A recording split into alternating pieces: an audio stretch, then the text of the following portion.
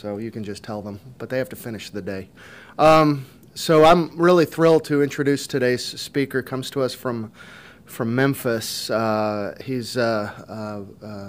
first heard what I think this talk is. I don't know if you've changed it at all, but at the Maria Tudor, one of our faculty members in internal medicine, coordinates the American College of Physicians Tennessee chapter meeting every year, and she usually puts on a really great program. So I go. It was in Franklin the last 2 years, and I heard Dr. Phillips speak, and I really, it's rare that you go to a talk and it changes your practice right away. And so his talk changed some of the things that I did in my practice in gastroenterology, so I thought it would be kind of cool to bring him here. Plus he's doing some neat stuff that I would like to see if we could start doing here as well. So that's why I brought him. He's a graduate of the University of Missouri, Kansas City Medical School. And then he did a residency in internal medicine at Mayo Clinic, and then did a chief resident year at Mayo Clinic as well in internal medicine. And then he decided he had enough of that and did a residency in the University of Tennessee in radiology, deciding not to practice internal medicine. But and then he was in practice for 17 years in Jonesboro, Arkansas. And then for some reason heard the siren call of academics and the VA, and came to the VA in Memphis, where he's the chief of radiology and nuclear medicine. His practice interest, although he was just telling me he's got a certificate of added qualifications in nuclear medicine and nuclear radiology, his practice is mainly in gastroenterology and in GI. But we're just thrilled to have him here, and I'd hope you help me welcome Dr. Phillips. I appreciate the opportunity to speak to you all this morning and to see this impressive facility that I've heard about but never have been here before. It's very, very nice, and I hear you have a lot of great things going on. What I want to do is something I've done for many years now, is about once a year give an update to my clinical colleagues about things that are new in radiology. It's usually pretty well received, but it is kind of a hodgepodge of things, so we'll skip from one thing to the next. Various new technologies and things that I think an internist should know about, or someone practicing clinical medicine. I have no disclosures. I am looking for any financial arrangements you may know about. I'd love to say, yeah, I've got several. My views do not express, the VA makes me put this on here actually, that my views do not necessarily represent the views of the VA or the United States of America. I have to say that, okay? Because I know you were worried about that. But, this is what is changing radiology, and it's affecting radiology more than it is probably any branch of medicine, and that is the growth of technology. And technology was thought to kind of grow in a linear fashion, but what we're seeing now is it's growing exponentially. It touches what I do every day, and I can't keep up with the rate at which technology is affecting imaging. Elastography is an example of this. Elastography, the concept of tissue elastography has been around since the Egyptian times, really. Elastography is the idea that you palpate the organ. If the organ has a firm place within it, then that's disease. It's the basis of the breast self-exam, thyroid exam, testicular exam. Anything that's firm, hard, or different in the tissue is very likely to be malignant, right? We know that. The desmoplastic reaction that's elicited by many tumors, it can be palpated. Well, what if we could look for that tissue stiffness with imaging? Okay? What if we could do that to organs that are not just the superficial organs, but the deep organs, okay? And this mapping of stiffness is now possible with elastography. It's done with sonoelastography using ultrasound and with MR elastography using, of course, MRI. And again, stiff tissue more likely to be diseased. When I was a resident 25 years ago, I remember my staff ultrasonologist showing me how one day with a breast tumor, she said, you know, I've noticed that if you use the transducer and you press on these tumors, the ones that deform, the ones that wink at you, are more likely to be benign fibroadenomas. The ones that don't deform, the ones that remain stiff, that you can't take the transducer and deform them, those are more likely to be cancer. And she had really detected something, the basis of elastography, with ultrasound. This is all based on the principle of elasticity. Elasticity is the idea that things that are hard to deform, that have a high E, are more likely to be malignant. Stress is defined as the force over the area. Strain is defined as the change in length. So if the mass, the tissue, deforms, then the E will be lower. There's an inverse relationship in the formula. Harder tissues have a higher E, and elastography simply quantitates and maps the E. How do we measure elasticity? Well, the principle requires a shear wave. What's a shear wave? A shear wave is something you create basically when you throw a rock in a pond. That vibration that's created propagates not only on top of the water but also under the water. That's the principle of creating a shear wave in tissue. Shear waves, we use shear waves in both ultrasound and in MRI to help measure the propagation speed. We use MRI and ultrasound to measure the propagation speed of shear waves, and that propagation speed of these shear waves, these vibratory waves, correlates to the E of the tissue. So if these vibrations travel quickly through the tissue, we know then that the tissue is stiffer than the surrounding tissue if they travel more quickly. In the liver, we use this every day. We know that normal liver is very soft, that vibratory waves travel very quickly through the tissue. As the liver develops fibrosis and ultimately cirrhosis, these waves travel more quickly, corresponding to a greater E and a stiffer, harder, firmer liver. If you've ever had the opportunity to actually palpate a cirrhotic liver in surgery, you know they're firm, they're tough. That's the greater elasticity of the tissue. Now, in the liver particularly, elastography is useful because we know that the liver responds to just about any toxic insult by producing fibrosis. If that insult continues with time, irreversible cirrhosis develops. In liver imaging, we have are now able to stage that fibrosis and perhaps intervene while the fibrosis is still reversible and silent, not waiting until the patient has severe fibrosis, also known as cirrhosis, associated with irreversibility and a high mortality, and ultimately leading to hepatocellular carcinoma. Several of these slides were loaned to me from Dr. Ettman at Mayo Clinic, and this image, I think better than anything, shows the Medivir staging for liver fibrosis that's widely used, and F0, normal liver, but as you increase the stage, there's more and more of this blue fibrosis. All the pathology that I know is that blue is bad. That's really what you have to know, right, to do pathology. And the blue fibrosis here at F4 you see is severe fibrosis. Now, this has been tackled in lots of physicians' offices. This technology has been applied using what's called FibroScan. And I don't know, do any of you ever seen a FibroScan report? Is it used commonly? I'm sure the GI people have. These machines are not particularly expensive. They are simple to use and operate, and they can give you an estimate of the elasticity of the liver. And then this helps you determine whether or not the patient has fibrosis, early fibrosis, or cirrhosis.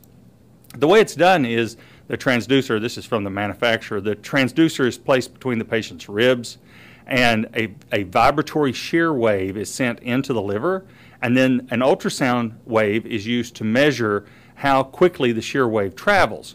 And as we said, by a formula, the computer can then calculate the stiffness of this volume of liver. Now, the volume measured is only about 3 centimeters cubed, relatively small amount of the liver.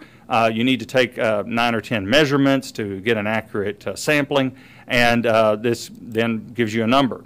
The machine, though, has some limitations. It requires a careful QA program. You've got to make sure the probe gets sent off every 6 months or so and calibrated. The patient positioning is very important. Probe positioning, how much pressure you put on the probe. You got to be able to look for QA problems on the shear wave map. You've got to avoid the ribs, and you need to take at least 10 readings. The limitations also, in obese patients, it can be very difficult to get a good reading. Narrow intercostal spaces can be a problem on particularly thin patients. And the liver stiffness measurement can be uninterpretable in about 20% of patients. Now, with FibroScan, as well as with any type of elastography, acute viral hepatitis, and this is important to remember, acute viral hepatitis can masquerade as and look like fibrosis when the patient actually doesn't have fibrosis. Extrahepatic cholestasis can do the same thing, common bile duct disease, that sort of thing, as can heart failure. So these things are pitfalls, if you will, that can make the false diagnosis of fibrosis. And finally, ascites makes determination with FibroScan difficult to impossible. What we use at my place is 2D shear wave elastography when we use ultrasound to do elastography. And what I prefer about this is that it uses existing radiology equipment. These are the nice big $250,000 ultrasound machines that are in radiology that are simply upgraded to this technology. It's usually possible to purchase an add-on. And what happens is you use a push pulse from the transducer, and this push pulse is like throwing the rock in the pond. And it sets up a vibration in the tissue. Then there are tracking ultrasound pulses that measure the displacement of the tissue, and so the machine knows how far apart the waves are. And by measuring this propagation speed, we can then interpolate what the stiffness is of the tissue and map that onto the 2D image. So what you get is like this example of an ultrasound of the scrotum, and you see the testis here. Here's the tunica albuginea. This is the soft tissue internal matrix of the testis. This is a tumor of the testis. And you'll notice that the waves here are coded differently. They have a different color as the vibration from the shear waves travels more quickly through the tumor. We then take this number, this stiffness measurement that's measured in kilopascals, and map it onto the 2D image. So the red is the tumor. It's the malignancy. It's the stiff part, the firm part of the tumor.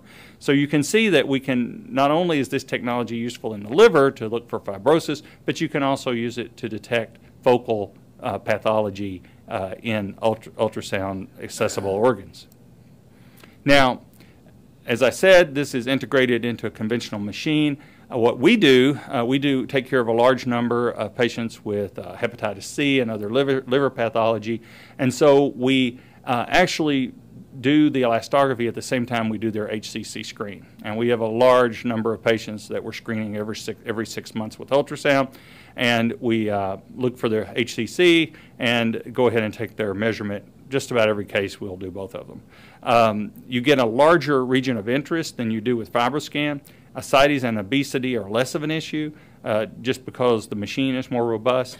Now, I will tell you, though, that the numbers, the validation of these measurements is less well evaluated in the liver than those from FibroScan, but are generally believed to be more accurate since you're measuring so much more tissue. And that is the point. When it comes to getting an estimate of the METAVIR stage, it's very important to measure as much tissue as possible to make it more accurate. So what we know is if we measure, and I'm flipping back here a little bit to the liver, where we're measuring the stiffness of the liver to determine fibrosis, in kilopascals, the stiffness of the liver can be spread along this gradient, if you will. And the stiffer the liver, the higher the METAVIR stage. And this has been shown over a wide variety of conditions that below about 3 or so, we'll consider the liver normal. And greater than that, there's probably something wrong. And then the stiffer the liver, the greater the measurement, then we associate that with a greater empiric METAVIR stage had a biopsy been done. In my opinion, and I think more and more, to do a liver biopsy for the diagnosis of fibrosis is probably, it just shouldn't be done. You should not be doing liver biopsy anymore, ever, to diagnose fibrosis. There are better ways that don't have the same risk. I want to emphasize liver biopsy is not risk-free. It should never be done casually. I've seen probably 2 or 3 people die from a liver biopsy in my career. These patients are frequently, their blood doesn't coagulate well because of their underlying liver disease. And if your only point is to assess fibrosis, don't do it. Now, what is important in interpreting, though, interpreting the results of whether this is FibroScan or 2D elastography, is that you correlate it with the condition the patient has. Okay, in other words, the measurements, the cutoff values, are slightly different depending on the disease. Well, why is this? It's because these correlations are empiric. They're from the literature. You know, we did X number of patients. We got their liver stiffness measurement, and then we did biopsies. And this is the METAVIR stage we had. So you want to make sure that you're using the proper interpretive guidelines when you assign an F stage. 2D sonelastography is not only useful in the liver and, as we've shown, the testis, but it's also has been looked at in brain, thyroid, prostate, musculoskeletal applications, and lymph nodes. There's actually now a staging system to determine the stiffness of lymph nodes and predict the probability of malignant disease in nodes from various cancers. Now, this is something we've been doing for a little over a year now. I really believe this is the way it's going to move, and that's MR elastography. Same physical principles. Set up a wave in the liver, measure how fast this vibratory wave travels in the liver, in this case using MRI instead of ultrasound, and then mapping that stiffness on a 2D conventional image. And MR elastography, there's several vendors have it available now. And remember, though, that the MRI environment is not particularly easy to work with sometimes because of the magnet and the safety issues in the MRI department. The driver, the active driver, actually sits in the equipment room of the MRI suite, and that's where all the metal is. And then there's a plastic hose that runs to the patient and a plastic disc that we place over the right upper quadrant. A vibratory wave is then sent through the air in this plastic hose into the disc to basically thump the liver, if you will, to percuss the liver. Something they tried to teach me in medical school. I remember they tried to make me, can you hear that? No, I can't hear that, you know. But some of you are probably much better at that than me. But this thumping of the liver creates the vibratory wave in the soft tissues, and the speed of that propagation is then measured. Here's an artist rendition of this showing the vibratory wave traveling from the passive driver through the liver. Now, once this is done, and I think this is a very nice diagram from the literature, you can see the artist's idea of how this works, how this vibratory wave from the driver passes through the liver. And then you generate what's called a wave image. And the wave image shows the propagation of the shear wave through the liver, and as these waves become thicker, that correlates to a faster vibratory wave propagation and a stiffer liver. This is a normal. This is what a normal would look like. You see we map the stiffness of the liver in kilopascals on top of 2D image, and we see a nice these dark tones over the liver, meaning that the liver is nice and soft and normal. Here's another normal volunteer. Thin wave images, blue liver, normal. However, this patient, if you'll notice, the top image shows a normal measurement. We draw a region of interest in the liver, and then you come up with a measurement for that volume. And we got, this is from the literature, Dr. Eman got 2.3 kilopascals as the measurement. Nice, normal result. However, down here, the patient has early fibrosis, perhaps time for some sort of intervention, and a measurement of 3.5. Kind of borderline, but not normal. Now, I'll say for the, if there are any, I know there's at least one radiologist in the room, and that how you draw the region of interest is not real consistent in the literature. This is something we still don't have quite worked out. There are some people that will draw 3 or 4 circles throughout the liver and then take an average. That's not the way we prefer to do it. I believe in measuring as much of the liver volume as possible. So we will draw our region of interest. We'll exclude the capsule because you can get into some issues out here if the capsule is actually stiffer than the rest of the liver, so you don't want to include it. And then you leave the blood vessels out because the high water volume of the blood can mess up your measurement as well. So what you want to do is have a large area that excludes capsule and vessels, but as much as possible to get a large sample of the liver, because the larger the sample, the more accurate your measurement. Now, this is an example of how this is possible to do even in a patient who has ascites, which can be very difficult or impossible with FibroScan. You can, and with even with a 2D ultrasound, we can still do this in an acidic patient. We can still do it with MR, and you see these wide lines, these wide waves. This is abnormal. When we map the kilopascal stiffness onto the liver, you see all the red. This is a patient with cirrhosis, severe enough that it would correlate with F4.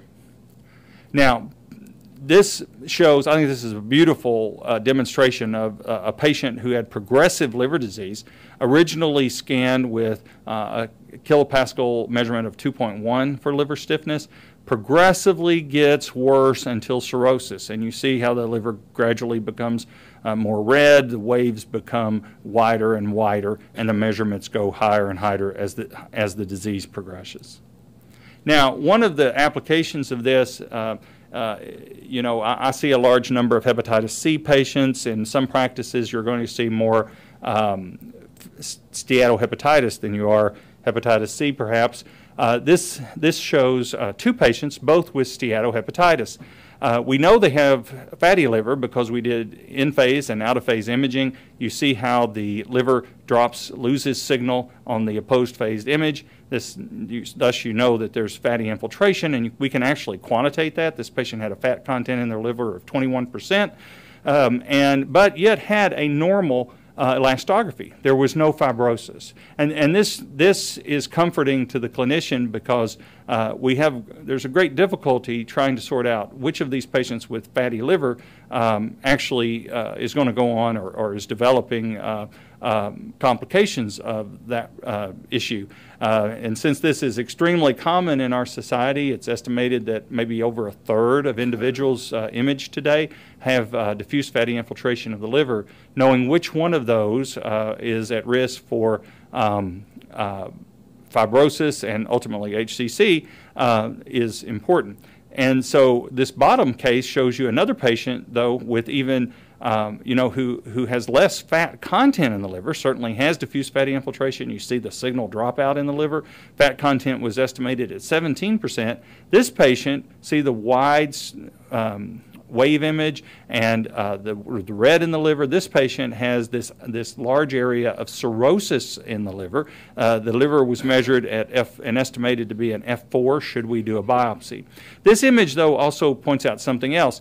Do you see how if I do a biopsy and I put my needle here, I'm going to get severe cirrhosis? But if I happen to stick the right lobe of the liver, I may not get a METAVIR stage that's as high. I'm here to tell you that MR elastography is more accurate than biopsy in staging fibrotic disease. And it's more accurate because it measures more of the liver, okay? And this has been empirically validated. This study showed that in patients with, you know, over here on the left, we showed the stiffness measured at MRI, the stiffness of the liver, correlated that with the METAVIR staging from a biopsy, and you see there's a linear correlation. It works, it's very reproducible, and there's a general correlation. And not only that, there's also been a study showing that correlating MR elastography to FibroScan, that the MR is more accurate than FibroScan, particularly in the lower stages, because again, it samples more tissue. This sampling of more tissue is really the forte of MR. A liver biopsy only samples about 1/10,000th of the liver. 2D ultrasound elastography samples about 1/2000th of the liver. But MRE, in some new applications, can actually sample the whole liver. So it's going to give you a much better estimate of liver fibrosis. Now, currently, we don't have the software to do this, to measure the whole liver. We usually take about 3 slices through the center of the liver, measure as much of the volume as we can. We're probably measuring 10% of the liver to get our number. Now, this example from the literature shows also how MRE can be used to evaluate focal liver disease.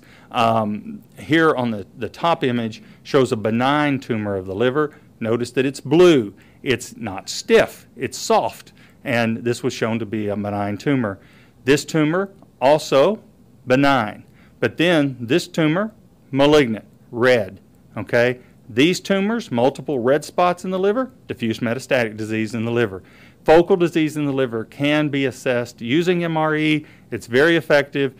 Cannot be used in isolation. You need to look at enhancement characteristics and other findings. But I think this is going to have a tremendous application. More and more with MRI, we're learning that every sequence is like a pathologist's stain. It tells you something about the histology of that tumor, whether that's fat content, desmoplastic reaction, iron content. We're now able to do all of this non-invasively. This technology is spreading really through the country. If you look at this map of the United States, you'll see the states in orange are the states that have the highest incidence of hepatitis C.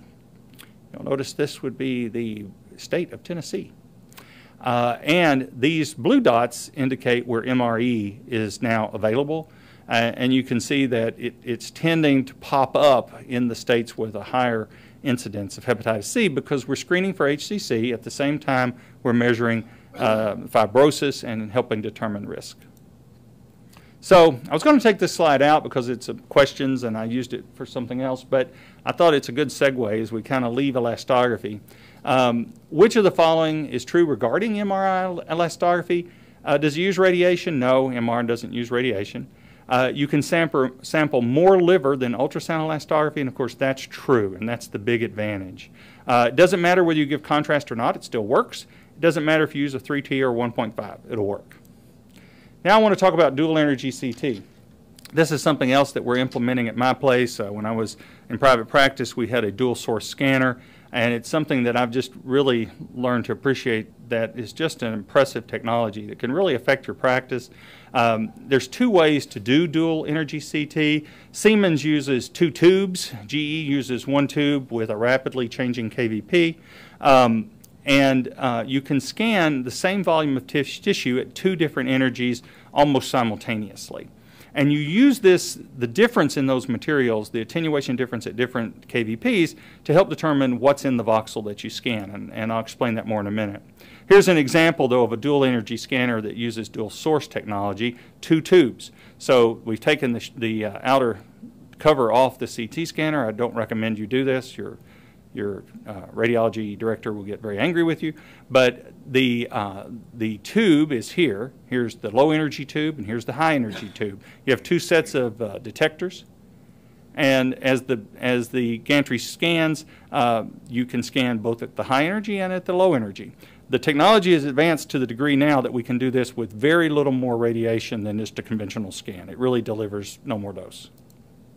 Now, why does this work? Why is it important? Why do we care? Well, if you look at this graph, look at the blue here. This is the attenuation graph for bone at different energies of radiation. Okay? So if you look at bone at 60 keV, bone attenuates to this level. Now, what do I mean by attenuate? That means it blocks so much radiation. Okay?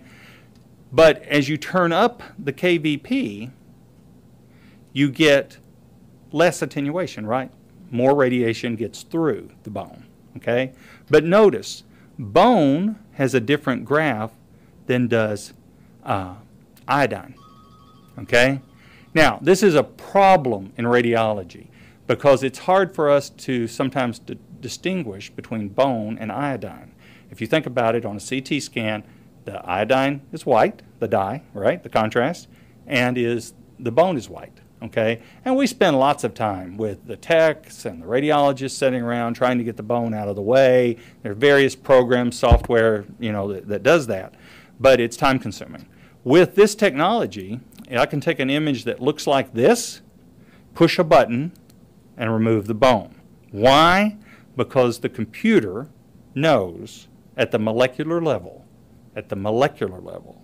what's iodine and what's calcium, and can pull it out. Because it has mapped and looks for that signature, that delta between those two different energies. Okay, this really affects our daily practice because doing a CT angiograms can be a very time-consuming thing. Not only that, the other thing that it can do is it can help me work up this. This patient has a swollen joint. He's got some erosion of bone, and I'm sure that there are radiologists that could give a differential for this. It does have some undermining and what have you, and I'm sure that there are people that could diagnose gout here. But it does have a differential, and plain film diagnosis is not 100% for these sorts of things. However, this is 100%. The computer has identified uric acid. Uric acid has a characteristic signature from the molecular level when we scan it at two different energies. And so this isn't a differential, this is a definite diagnosis of gouty arthropathy. So this is a powerful technology. The other place you can use it is with kidney stones. Okay? This patient on the left has a kidney stone that the computer is coded in blue. That means it's composed of calcium. So this is a calcium stone. This stone here in the right ureter, though, coded in red, and the computer's identified it as being uric acid. Well, what does it matter? They're both kidney stones, right? Well, but uric acid stones don't respond to lithotripsy. So why would I try? Okay? Actually, in private practice, I had a urologist call me and tell me to stop saying that in the report. I'll let you figure out why. Not only that, since we can definitely identify iodine at the molecular level, we can remove the iodine from an image. So this patient came through the ER, had an enhanced CT only, because we do that a lot on ER patients, right? But then we wanted later to remove the contrast. We're like, darn, wish he had had an unenhanced. Maybe you want to characterize a liver lesion, characterize a kidney lesion. All you've got to do is push a button, and you get what we call the virtual non-contrast image. Okay? So retrospectively, we can go back and take the iodine out. Forgot to order the unenhanced CT? Push a button. Okay? This can be very useful and also cuts radiation dose. So which is true about dual energy CT? Delivers twice the radiation? No, it uses about the same radiation. It can separate uric acid from calcium stones. It doesn't require two separate X-ray tubes. Some manufacturers use one tube and rapidly cycle the energies. It does offer clinical advantages, and it is approved by the FDA. Next thing I want to talk about, another technology. Just like I said, this is just a hodgepodge of things that affect my world, and that's the use of dual energy subtraction chest X-rays. We have always known that the energy that we shoot chest X-rays at is a compromise. If we use a high energy, we get a better look at the mediastinum. If we use a low energy, we get a better look at the bones. Okay, it's a trade-off. We kind of a balance. Okay. So what if we could do both at the same time? Well, this thought back in the 80s was actually worked on by putting an imaging plate in front of a copper film and then behind a copper film. So this front plate was the composite image, what we would call the conventional film, and then the back plate was a high energy image where only the high energy photons could get through the copper, and so you made this high energy image. And this was okay. It never really caught on because simply the computer technology was not there to really make this work. And but now the computer technology can actually take this type of information and weight it. And so what we can do is we can have a composite image, but then we can say, okay, now take the high energy image and remove the ribs. So you'll notice this image, the ribs have been subtracted. Because why? The computer has the ability to now take that weighted image and subtract it from the composite image and get the ribs out of my way, okay? Now, why does this matter? Well, do you see the lung cancer on this film? I've been doing this a while now, and I can't see the lung cancer, okay? Take the ribs out of the way, now you can see the lung cancer, okay?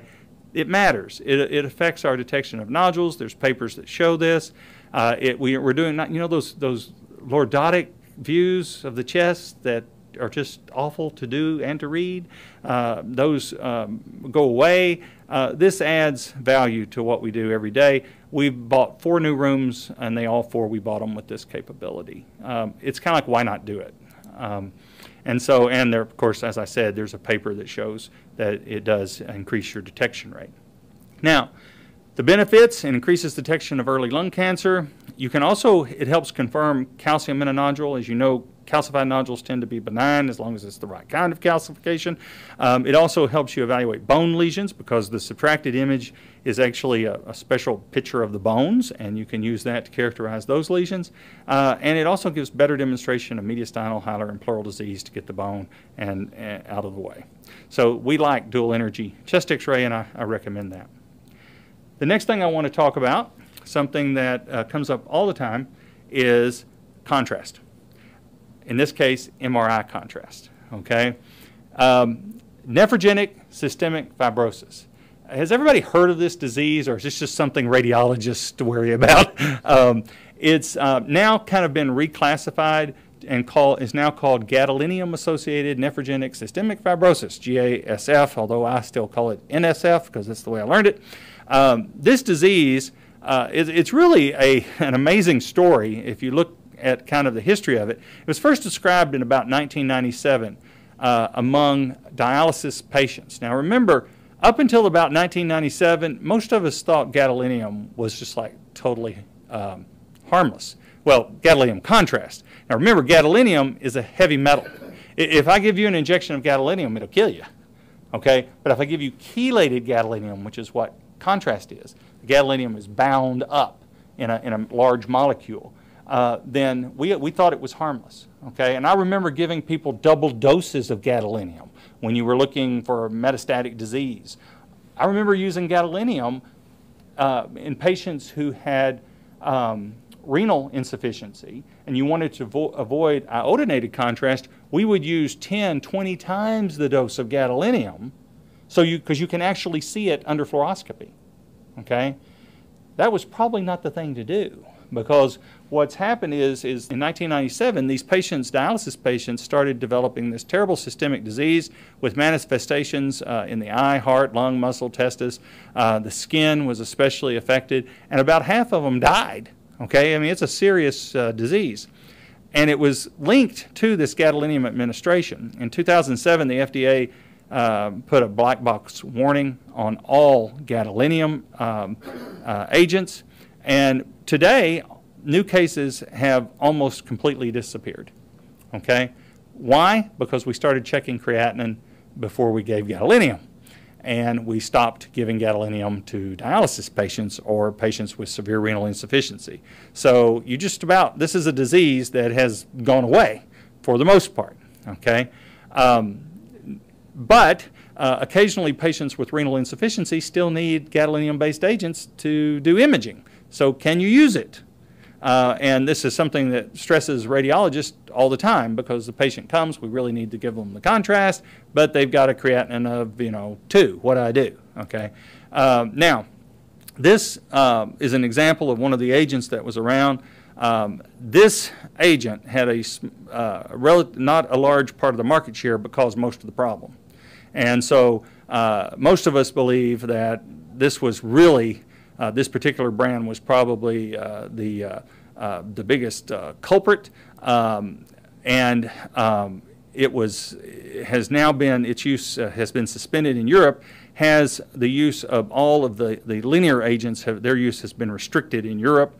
The FDA has not done this here, and in Europe, the European equivalent, I guess, of the FDA, the EMA, has recommended that use of gadolinium-based agents be restricted to what are called the macrocyclics.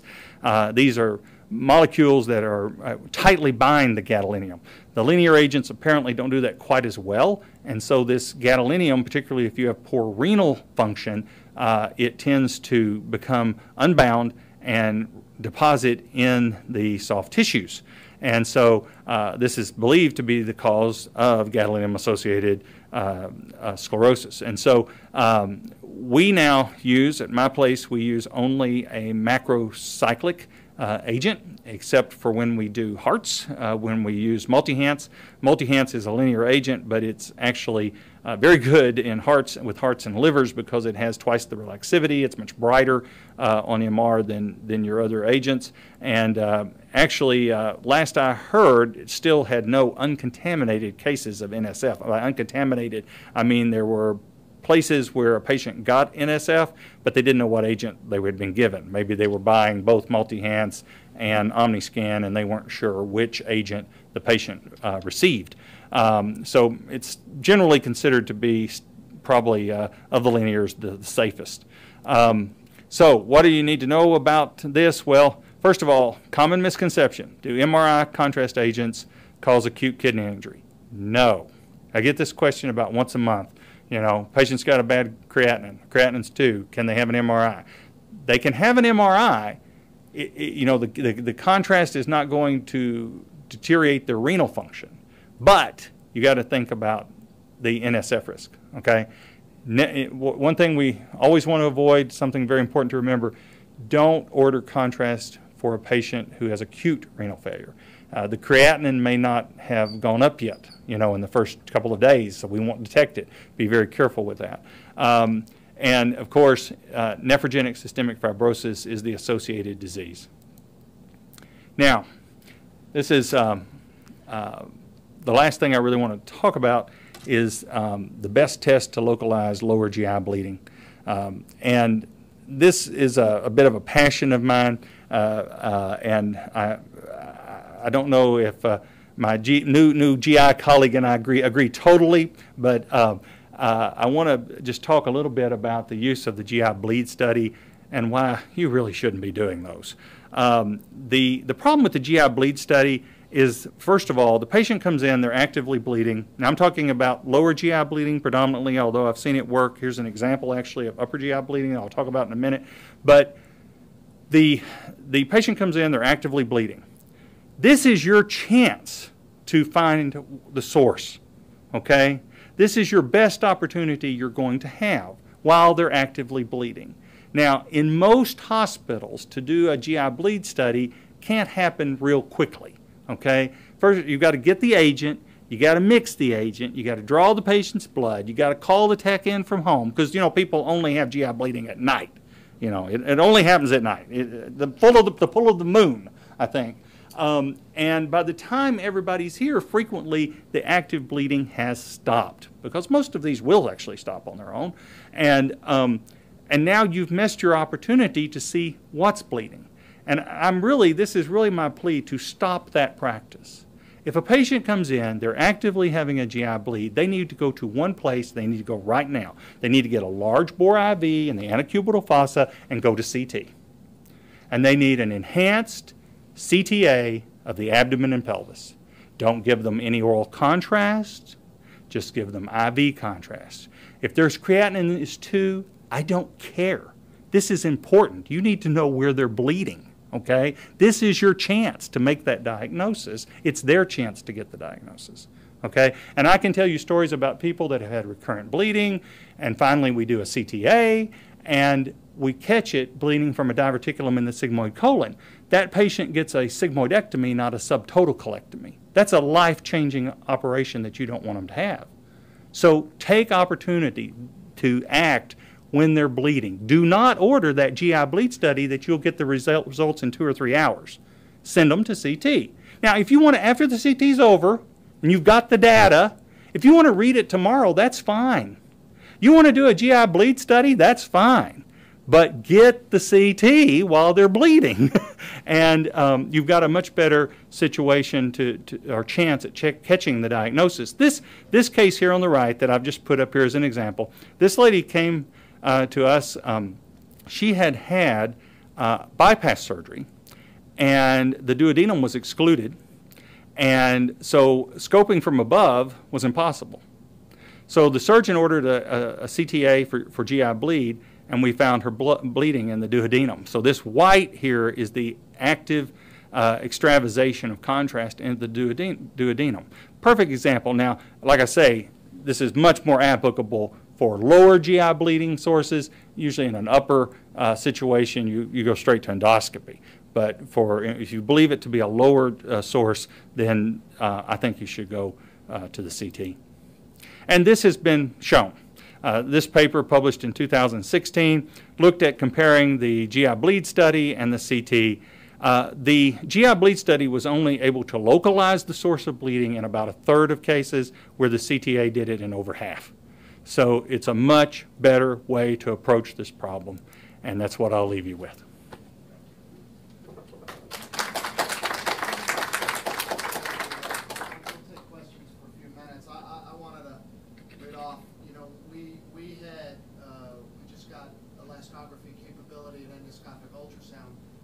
Talk to us about drawing the region of interest.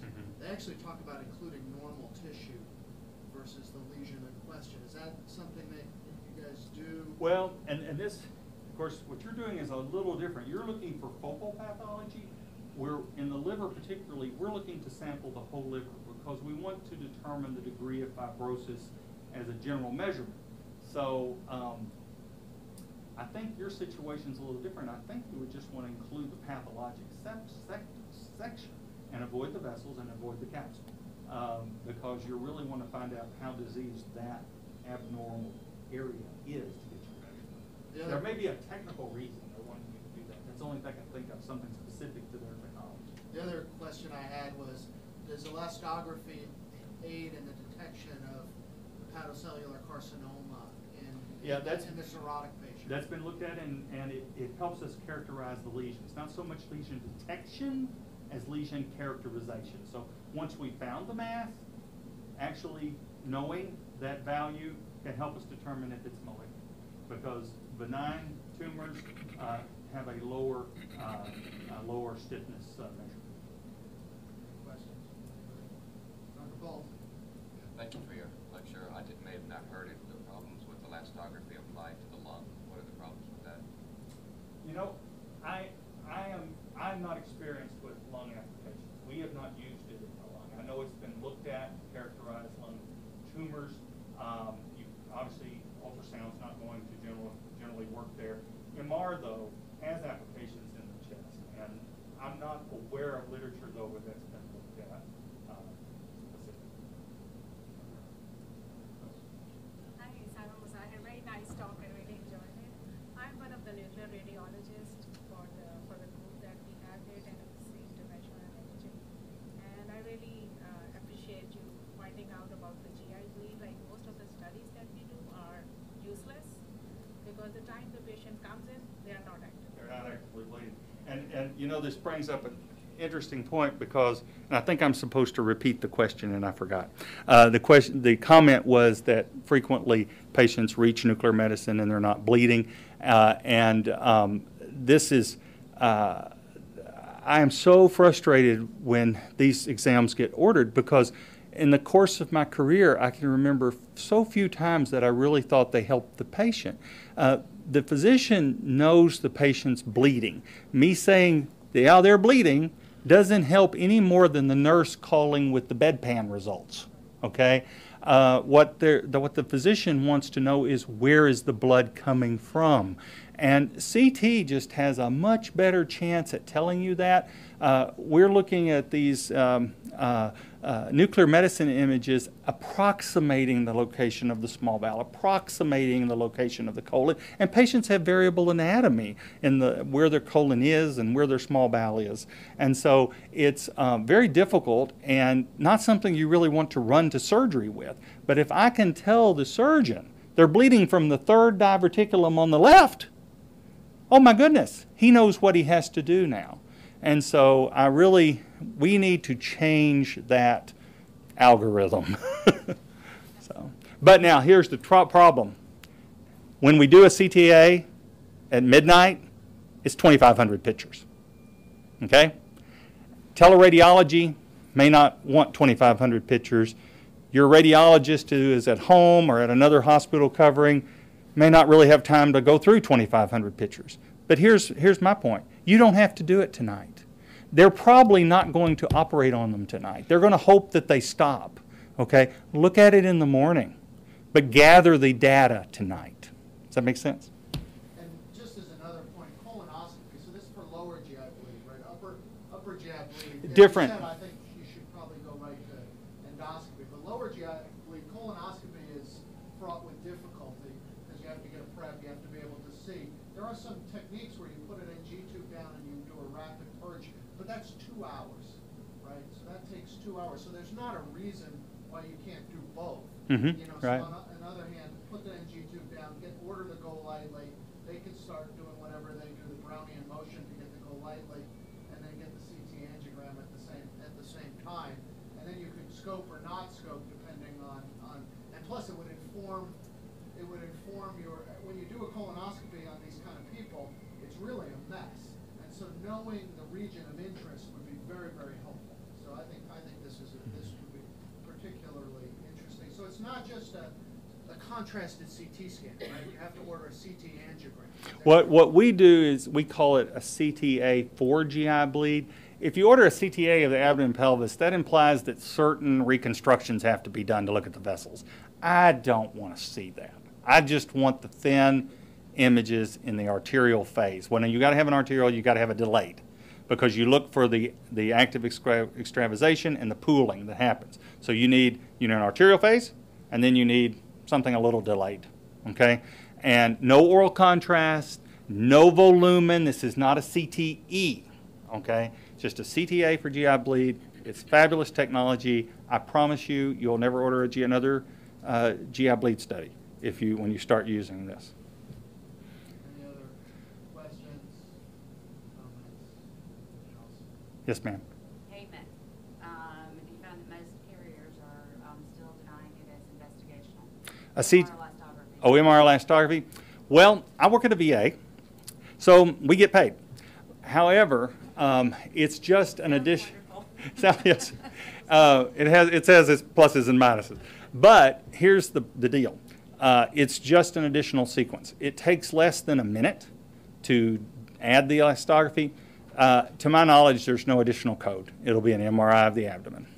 Now, I will tell you this, though, that what some places do, and we've talked about doing this, we actually have it set up in the computer, we just haven't done it yet, is they'll take the sequence for elastography, combine it with the sequence for iron and fat, and call it a hepatogram. So it's 3 sequences, it takes just a few minutes, and it gives you basically kind of like a metabolic profile of the liver. Okay, it's the comprehensive metabolic profile for your liver, the iron content, the fat content, and the elastography. Hepatogram. What is the software cost to get elastography? I couldn't tell you. I'm sorry. I don't know the answer to that question. None of it's cheap. And you do have to have some hardware with this. You have to have that mechanical driver and the equipment. No, I'm sure they just give it away. Any other questions? No? Good. Thank you very much. Thank you. Appreciate it.